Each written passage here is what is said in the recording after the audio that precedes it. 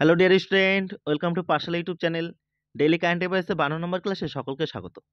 আমরা বিগত 51টি দিন ধরে 51টি কারেন্ট অ্যাফেয়ার্স প্রোভাইড করে আসছি। তোমরা আমাদের এই কারেন্ট অ্যাফেয়ার্সের ক্লাসটি থেকে কি পেতে পারো? প্রতিদিন 10 মিনিটে কারেন্ট অ্যাফেয়ার্স কভার করতে পারবে। আমরা খুব অল্প সময়ের মধ্যেই ডেইলি গুরুত্বপূর্ণ কারেন্ট অ্যাফেয়ার্সগুলি করিয়ে থাকি। এছাড়াও আমাদের এই কারেন্ট অ্যাফেয়ার্সের সাথে সাথে গুরুত্বপূর্ণ স্ট্যাটিক জিকেগুলি করানো হয়।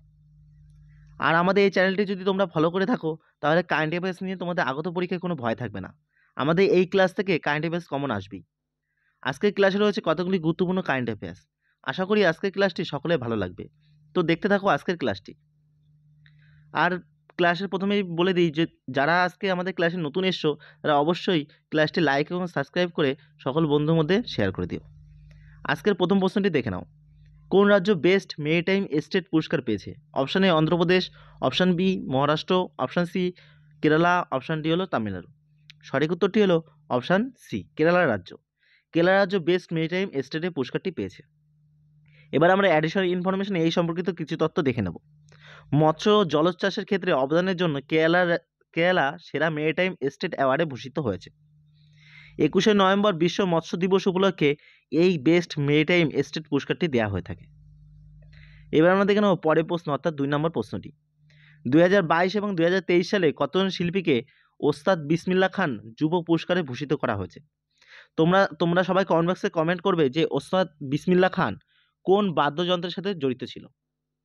আমি কিছুদিন আগেই বাদ্যযন্ত্র সম্পর্কিত, অর্থাৎ কে কোন বাদ্যযন্ত্র সম্পর্কে জড়িত এই সম্পর্কিত একটি ক্লাস প্রোভাইড করেছি।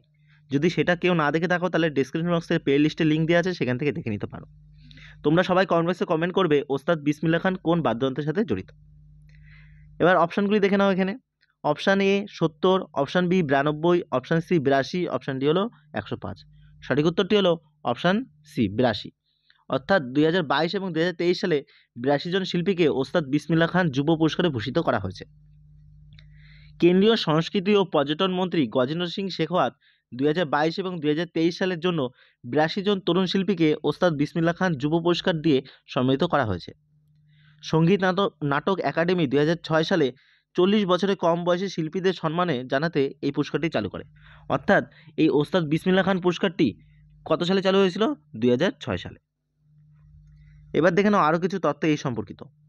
এটি কী উদ্দেশ্যে চালু হয়েছিল? এর উদ্দেশ্য দেশের সঙ্গীত, নৃত্য, নাটক, লোক এবং উপজাতীয় শিল্পের তরুণ শিল্পীদের সম্মান ও উৎসাহিত করা। এটি পুরস্কার হিসেবে কত দেওয়া হয়? এই পুরস্কারে নগদ টাকা 25,000 টাকা হিসাবে দেওয়া হয়। অর্থাৎ এইখানে 25,000 টাকা পুরস্কার দেওয়া হয়।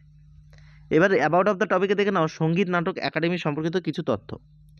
এটি 1953 সালে গঠিত হয়েছিল। এটি সঙ্গীত, নৃত্য ও নাটকের ঐতিহ্য রক্ষার জন্য প্রতিষ্ঠিত হয়েছিল। এই সঙ্গীত নাটক একাডেমির বর্তমান সভাপতি কে রয়েছেন? সন্ধ্যা পুরেচা। তোমরা এটাও সবাই কমেন্ট বক্সে কমেন্ট করবে যে সঙ্গীত নাটক একাডেমি কোথায় রয়েছে, কোন ভারতের কোন রাজ্যে বা কেন্দ্রশাসিত অঞ্চলে রয়েছে সঙ্গীত নাটক একাডেমিটি।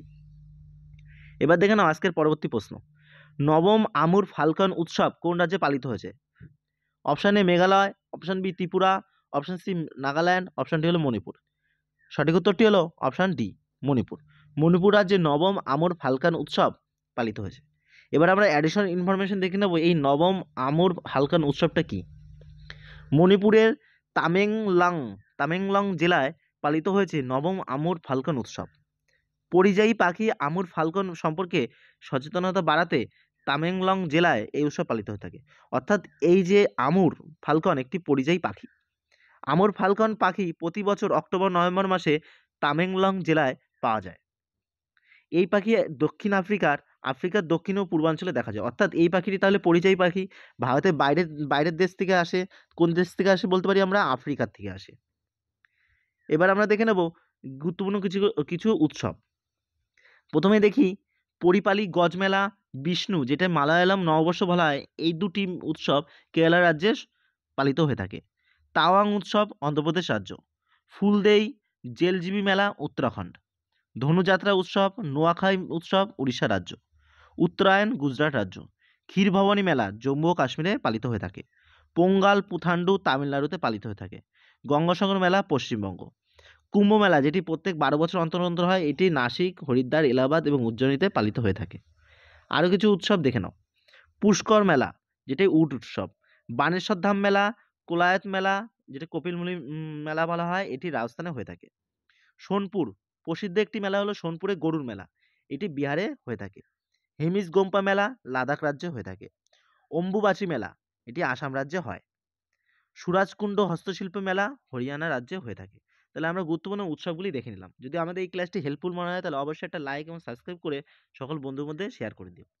এবার দেখতে থাকো পরের প্রশ্নটি, অর্থাৎ আমাদের আজকে থাম্বনেলের প্রশ্ন।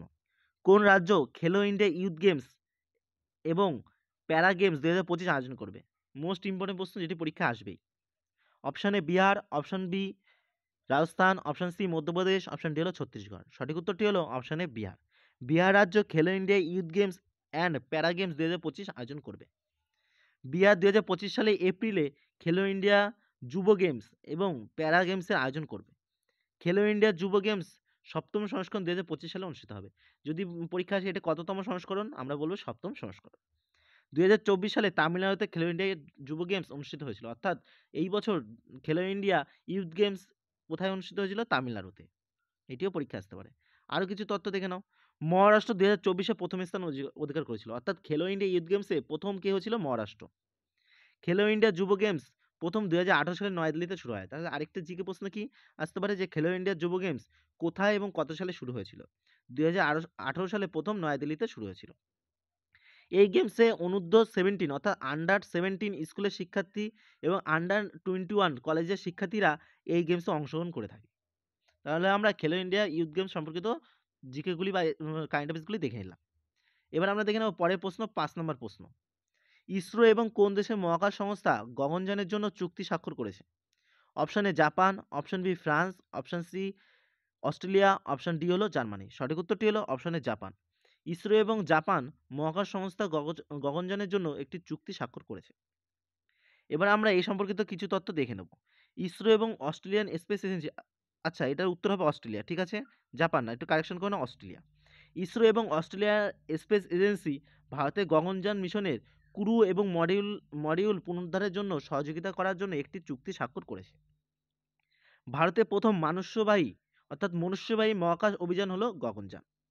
এই মিশনটি ইসরো দ্বারা পরিচালিত হচ্ছে, অর্থাৎ ইসরো এই গগনযানের মাধ্যমে মহাকাশে মানুষকে পাঠাবে। এবার আরও কিছু তথ্য দেখো। এই গগনযান 2025 সালে চালু করা হবে, অর্থাৎ লঞ্চ করা হবে। ইসরো এই মিশনের জন্য বোমমিত্র নামে একটি মানবিক রোবটও তৈরি করেছে। গগনযান মিশনের জন্য নির্বাচিত 4 জন পরীক্ষামূলক পাইলটের নাম কি? প্রথম হলো প্রশান্ত বালকৃষ্ণন নায়ার, অঙ্গদ প্রতাপ, অজিত কৃষ্ণান, শেষ হলো শুভাংশু শুক্লা। এই হলো 4 জন পরীক্ষামূলক পাইলট। এবার দেখো আজকে 6 নম্বর প্রশ্ন। সাস্টেনেবল ট্রেড ইন্ডেক্স 2024-এ ভারতের র্যাঙ্ক কত? আরেকটি গুরুত্বপূর্ণ প্রশ্ন এটি। Option A 23, option B 24, option C 25, option D হলো 26। সঠিক উত্তরটি হলো অপশন এ 23।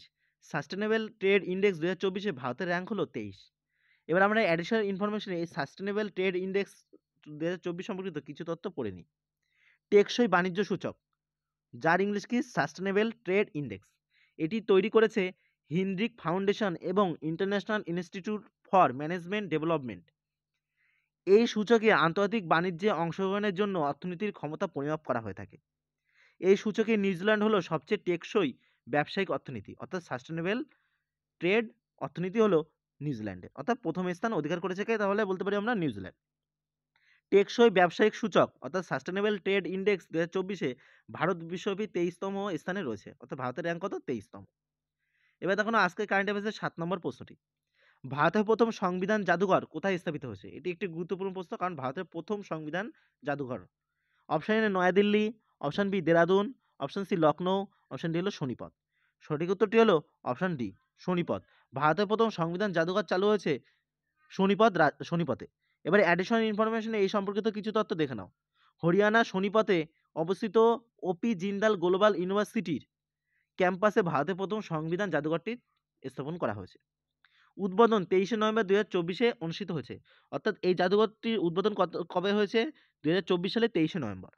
উৎসর্গ কবে করা হবে মানুষের জন্য? উৎসর্গ অনুষ্ঠানটি হবে 2024 সালে 26শে নভেম্বর, কারণ ওই 26শে নভেম্বর আমরা সংবিধান দিবস হিসেবে পালন করে থাকি। এবার দেখো জাদুঘরের নাম অর্থাৎ ভারতের প্রথম যে সংবিধান জাদুঘর হলো এর নাম কি? এর নাম হলো constitution academy and the right and freedom museum হলো এর নাম। এবার আমরা অ্যাবাউট অফ দ্য টপিকে দেখে নেব 2024 সালে ঘটা প্রথম কিছু কারেন্ট অ্যাফেয়ার্স। প্রথমে দেখব ইউনিফাইড পেনশন স্কিম, গুরুত্বপূর্ণ একটি কারেন্ট অ্যাফেয়ার্স। অর্থাৎ ইউপিএস বাস্তবায়নকারী প্রথম রাজ্য কি? মহারাষ্ট্র। বিশ্বের বৃহত্তম নবায়নযোগ্য শক্তি পার্ক কোথায় হয়েছে? গুজরাটের কচ্ছ জেলায়। মধ্যপ্রদেশের প্রথম বায়োটেকনোলজি পার্ক কোথায় রয়েছে? আমলিভাত এবং বারখেতাতে। ভারতের প্রথম ট্রান্সশিপমেন্ট বন্দর ভিজিনজাম বন্দর যেটি রয়েছে কেরালায়। প্রথম আন্তর্জাতিক রংধনু পর্যটন সম্মেলন কোথায় হয়েছে? নেপালে। ভারতের প্রথম গ্রিন হাইড্রোজেন পাইলট প্রকল্প হিমাচল প্রদেশের ঝাঁকরি। রাজস্থানের প্রথম সেনেক পার্ক কোথায় হয়েছে? কোটায়। মেনিনজাইটিসের ভ্যাকসিন প্রবর্তনকারী প্রথম দেশ হচ্ছে নাইজেরিয়া। লাক্ষাদ্বীপে একটি শাখা খোলার জন্য প্রথম বেসরকারি ব্যাংক কোনটি? HDFC bank. অর্থাৎ এইচডিএফসি ব্যাংক প্রথম লাক্ষাদ্বীপে তাদের একটি শাখা ব্যাংক খুলেছে। এশিয়ার প্রথম দেশ যেখানে 4 দিনের কর্মসপ্তাহ, সেটা হলো সিঙ্গাপুর। অর্থাৎ সিঙ্গাপুরে সপ্তাহে 7 দিনের মধ্যে 4 দিন হচ্ছে কর্মসপ্তাহ, অর্থাৎ 4 দিন কাজ করে, অর্থাৎ অফিস হয়, বাকি 3 দিন ছুটি। এরকম হচ্ছে ব্যাপার। সেটা হলো সিঙ্গাপুর হচ্ছে এশিয়ার প্রথম দেশ। এবার দেখে নেব আজকের কারেন্ট অ্যাফেয়ার্সের শেষ প্রশ্নটি। সম্প্রতি পিএম মোদি কোন দেশের সংসদে বিশেষ অধিবেশনে ভাষণ দিয়েছে? Option A Nigeria, option B Brazil, option C Guyana, option D হলো পোল্যান্ড। সঠিক উত্তরটি হলো অপশন সি গুয়ানা। সম্প্রতি পিএম মোদি গুয়ানা দেশের সংসদে বিশেষ অধিবেশনে ভাষণ দিয়েছেন। ভারতের প্রধানমন্ত্রী হিসাবে 56 বছর বয়সের মধ্যে প্রথমবারের মতো গোয়ানা সফর করে ইতিহাস সৃষ্টি করেছেন প্রধানমন্ত্রী নরেন্দ্র মোদী। প্রধানমন্ত্রী নরেন্দ্র মোদী গোয়ানা পার্লামেন্টের অধিবেশনে ভাষণ দিয়েছেন। প্রধানমন্ত্রী নরেন্দ্র মোদী হলেন প্রথম ভারতীয় প্রধানমন্ত্রী যিনি সবচেয়ে বেশিবার বিদেশি সংসদে ভাষণ দিয়েছেন। এবার আমরা যেহেতু গোয়ানার কথা এসেছে তাই আমরা অ্যাবাউট অফ দ্য টপিকে গোয়ানা সম্পর্কিত কিছু স্ট্র্যাটেজি দেখে নিই। তার আগে ম্যাপে দেখে নিই গোয়ানা কোথায় অবস্থিত। গোয়ানা রয়েছে সাউথ আফ্রিকা, অর্থাৎ সাউথ আমেরিকা। সাউথ আমেরিকা অর্থাৎ দক্ষিণ আমেরিকার একটি দেশ হলো গোয়ানা, যেটি নর্থ আটলান্টিক ওশানের তীরবর্তী অঞ্চলে অবস্থিত। ঠিক আছে, এবার আমরা গোয়ানার রাজধানী দেখে নিই, জর্জ টাউন। গোয়ানা মুদ্রা কি? গোয়ানা ডলার। গোয়ানা কথার অর্থ কি? গোয়ানা কথার অর্থ হলো জলের ভূমি। গোয়ানার বর্তমান প্রেসিডেন্ট রয়েছেন ইরফান আলী। তো ডিয়ার স্টুডেন্ট, এই ছিল আজকের কারেন্ট অ্যাফেয়ার্সের ক্লাসটি। যদি ক্লাসটি হেল্পফুল মনে হয় তাহলে অবশ্যই একটা লাইক এবং সাবস্ক্রাইব করে সকল বন্ধুর মধ্যে শেয়ার করে দাও। আর ধন্যবাদ সবাইকে ক্লাসটি সম্পূর্ণ দেখার জন্য।